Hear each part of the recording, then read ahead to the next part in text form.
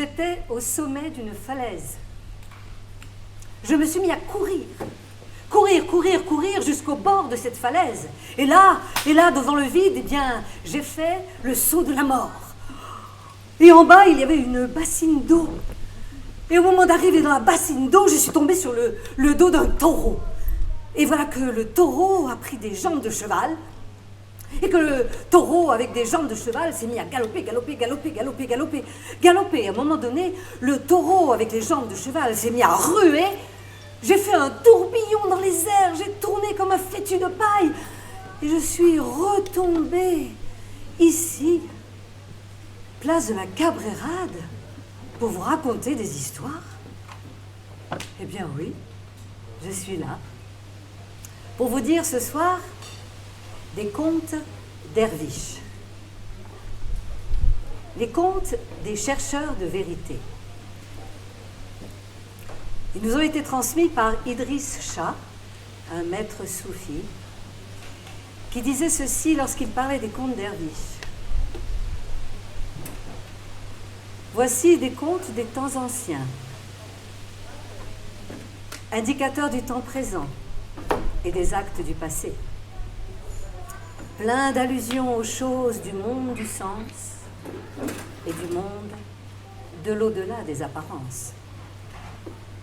Ils sont dédiés à ceux qui les ont transmis, à ceux qui prirent ce qui était donné et donnèrent ce qui ne peut être pris.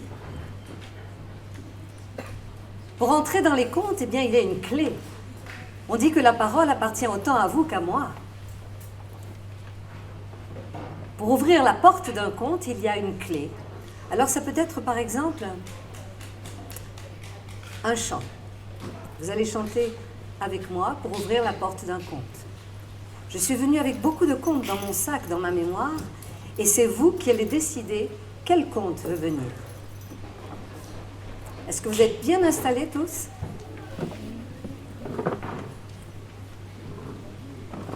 Ya heyu ya kayum, ya heyu ya kayum. Moi je dis ya heyu ya kayum. Et vous répondez ya heyu ya kayum. Ya heyu ya kayum, ya heyu ya kayum, ya heyu ya kayum, ya heyu ya kayum, ya heyu ya kayum. Vous appelez le conte. Ya kayum, ya heyu ya kayum, ya heyu ya kayum. Elle s'appelait Fahima.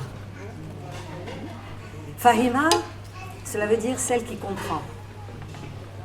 C'était une femme qui pouvait dire ce que vous alliez vivre quelques instants plus tard sans que vous le sachiez. Elle pouvait lire dans la pensée des hommes. Nous sommes en Irak, dans la ville de Basra. Fahima est une femme riche. Elle a une belle demeure.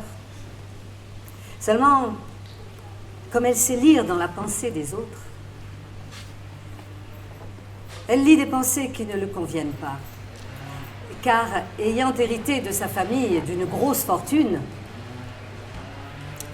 elle était courtisée par des hommes qui, bien entendu, étaient intéressés par son argent, sa maison. Et puis les femmes qui venaient la voir, elles étaient nombreuses, étaient jalouses.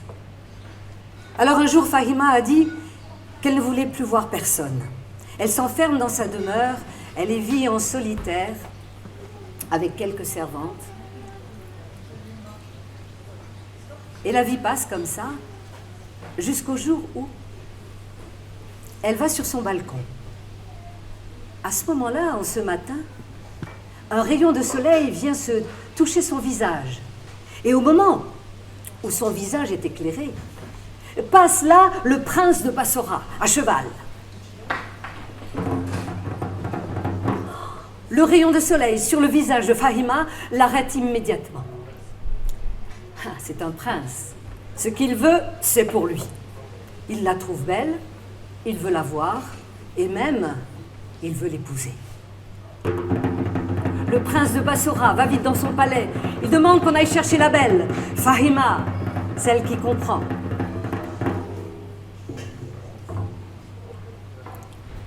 Il faut que je vous dise que Fahima, qui n'avait été encore attirée par aucun homme, lorsqu'elle voit le prince, quelque chose qui touche son cœur. Mais en même temps, elle a su voir son intention. Effectivement, le lendemain, elle se retrouve dans la rue, attrapée par des gardes, et qui la traînent jusqu'au palais et qui l'enferment dans un cachot. Fahima le savait. Elle est là dans un cachot parce que le prince, il était sûr qu'elle voudrait bien l'épouser s'il lui montrait qu'il était le plus fort. Elle le savait, Fahima. 3 jours dans un cachot. Le prince, 3 jours plus tard, descend les escaliers éclairés par des torches. Il arrive devant les barreaux du cachot où se trouvait Fahima.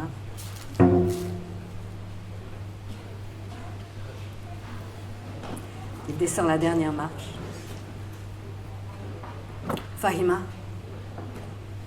tu es belle, je veux t'épouser. Tu es pour moi, je suis prince de Bassora, tu es ma femme, je te veux. Et tu vois bien, je fais ce que je veux de toi. Tu es à ma merci, tu es dans ce cachot parce que je l'ai décidé.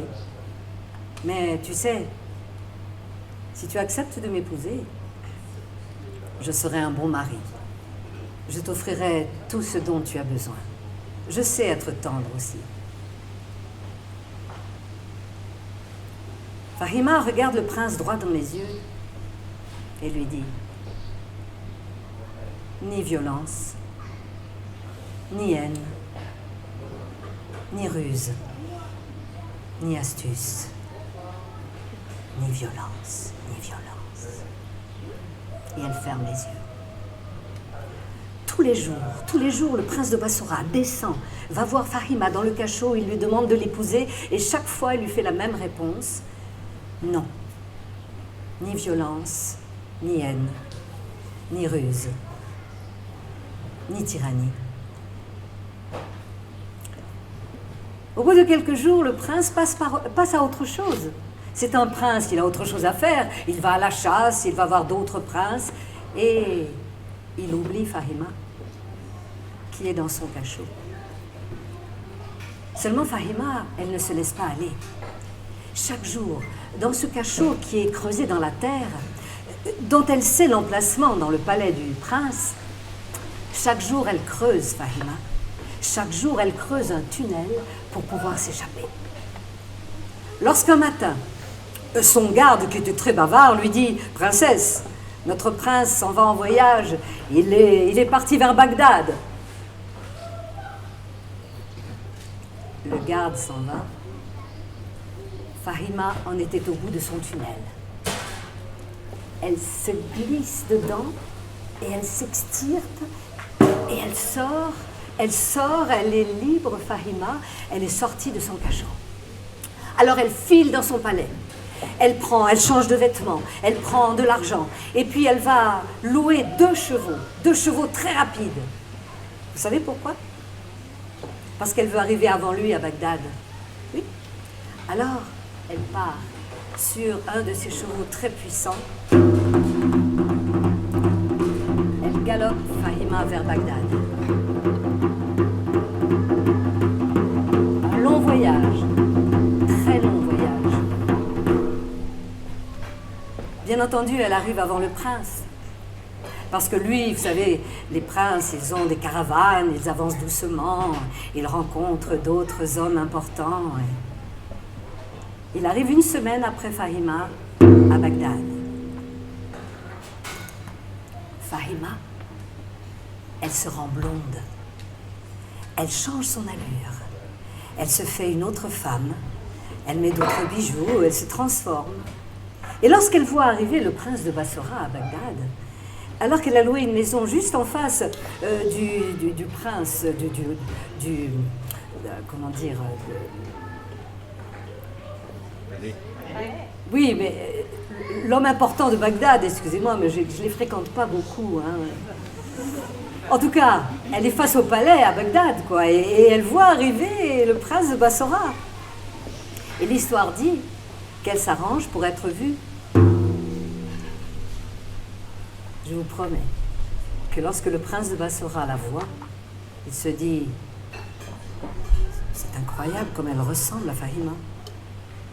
Celle-ci est très très belle. » Il s'arrange, il demande qu'on l'invite, il s'arrange pour la voir, et il la voit le soir et il lui demande de l'épouser.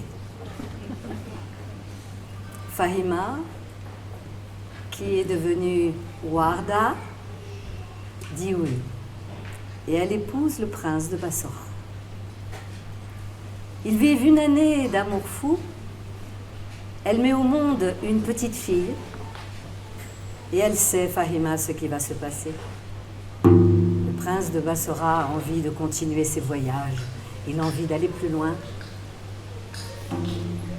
Et il la quitte. C'est un prince. Fahima, Warda, demande à sa servante d'emmener sa fille jusqu'à Bassora, dans sa maison. Et elle galope. Elle galope jusqu'à Alexandrie. Elle sait que le prince se dirige vers Alexandrie. Elle galope, Fahima. Elle galope jusqu'à Alexandrie. Un très très long voyage de poussière, mais de femmes fortes. Arrivée à Alexandrie, elle se transforme, Fahima. Elle se rend rousse. Elle devient Farida. Elle change son allure. Elle s'arrange pour être vue par le prince de Bassora lorsqu'il arrive en Alexandrie. Elle s'arrange pour le croiser et lui, c'est incroyable comme elle ressemble à Fahima. Alors il s'arrange pour l'inviter, il s'arrange pour passer la nuit avec elle et il s'arrange pour lui demander de l'épouser. Le prince de Bassora épouse Farida, la rousse, qui n'était autre que... Non, ça va, vous êtes avec moi. Un an d'amour fou, et le prince voit naître un petit garçon de cet amour. Mais vous savez comment sont les princes, et surtout lui. Il lui dit qu'il doit voyager encore et qu'il doit partir vers Tripoli, qu'il a des affaires à régler. Fahima le savait. Alors elle demande à une servante de prendre son petit garçon et de l'emmener jusqu'à Bassora, dans sa maison. Et elle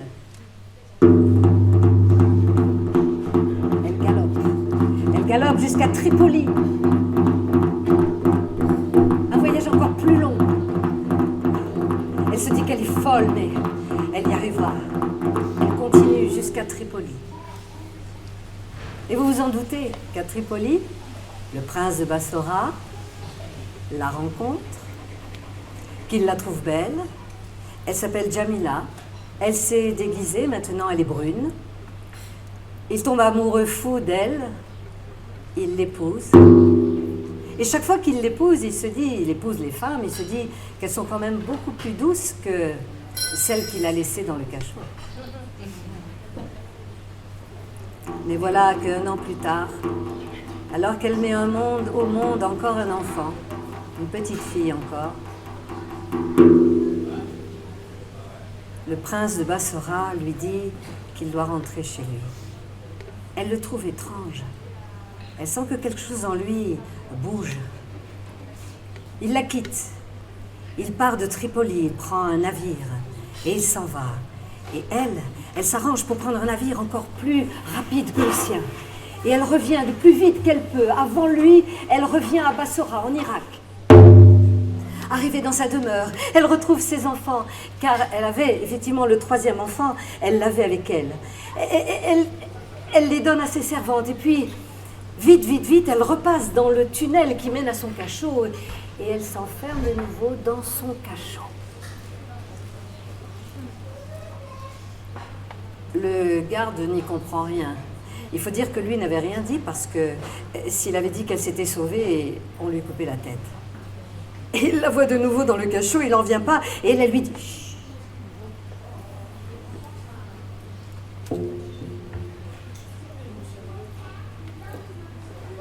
Le soir, le prince de Bassora descend dans le cachot pour voir sa captive. Il est retourné.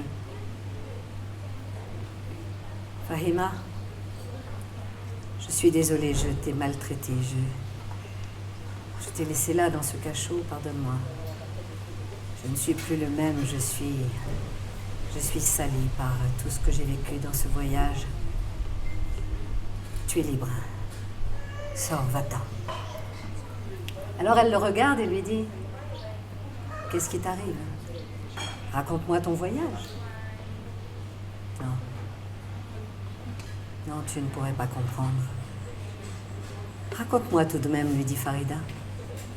Peut-être que je pourrais faire quelque chose. Et il lui raconte son voyage à Bagdad, la première femme, l'enfant né, son voyage en Alexandrie, sa rencontre avec la deuxième femme, le deuxième enfant, sa rencontre avec la troisième femme, le troisième enfant, et qu'il se sent moche, quoi. Moche d'avoir fait ça. Je comprends, je ne te mérite pas, Fahima. Tu es libre, va-t'en. Et Fahima insiste, elle lui dit, je crois que ton noble remords pourra faire quelque chose. S'il te plaît, à midi, soit dans le palais, soit dans la salle d'audience. Et si quelqu'un arrive, s'il te plaît, ouvre la porte. Demande qu'on laisse entrer cette personne.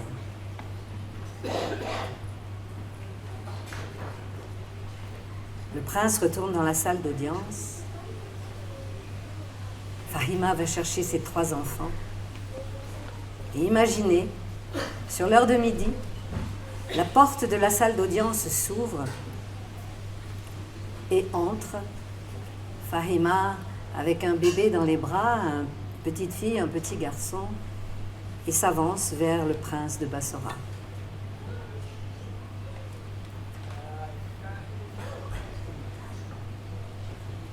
Il se demande bien ce qui lui arrive, car il lui semble reconnaître les 3 enfants. Voici vos 3 enfants, prince. Les 3 enfants de la même femme. Farida, Warda, Jamila. Ce n'était que moi. Veux-tu m'épouser une 4e fois? Le prince ressent tellement de joie en lui. C'est la première fois qu'il a envie de pleurer. Il éclate en sanglots. Lui, le prince de Bassora, le fier, il va voir ses enfants et les embrasse. Il embrasse Fahima. Et quand il réalise tout ce qu'elle avait fait pour lui,